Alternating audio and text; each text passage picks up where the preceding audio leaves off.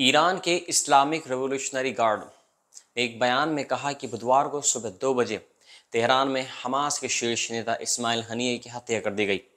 गजा में चल रहे इसराइल हमास युद्ध के संदर्भ में ये एक बड़ी घटना है। हमास में इसराइल के साथ युद्ध में शामिल हुए एक फ़िलिस्तीनी संगठन हमास ने कहा कि तेहरान में उनके आवास पर हमला करके इस्माइल हनीय और उनके एक बॉडीगार्ड की हत्या कर दी गई है।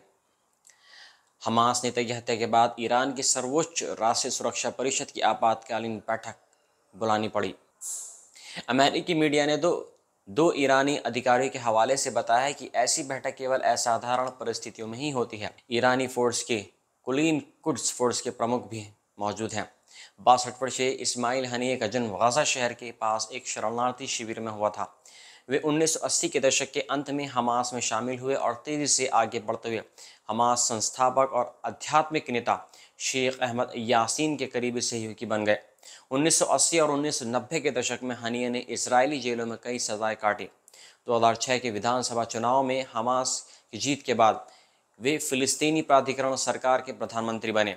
हालांकि ये ज़्यादा दिन तक नहीं चले क्योंकि अगले साल 2007 में राष्ट्रपति महमूद अब्बास ने उन्हें उनके पद से हटा दिया। 10 साल बाद 2017 में उन्हें हमास की राजनीतिक शाखा का प्रमुख चुना गया।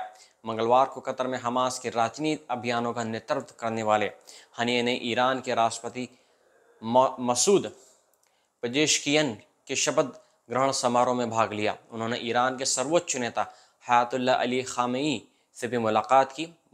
मीडिया रिपोर्ट के अनुसार इजराइल ने कहा कि उनकी सेना किसी भी परिदृश्य के लिए पूरी तरह से तैयार है। इजरायली सैन्य प्रवक्ता डैनियल हैंगरी ने कहा, हम युद्ध के बिना शत्रुता को हल करना पसंद करते हैं।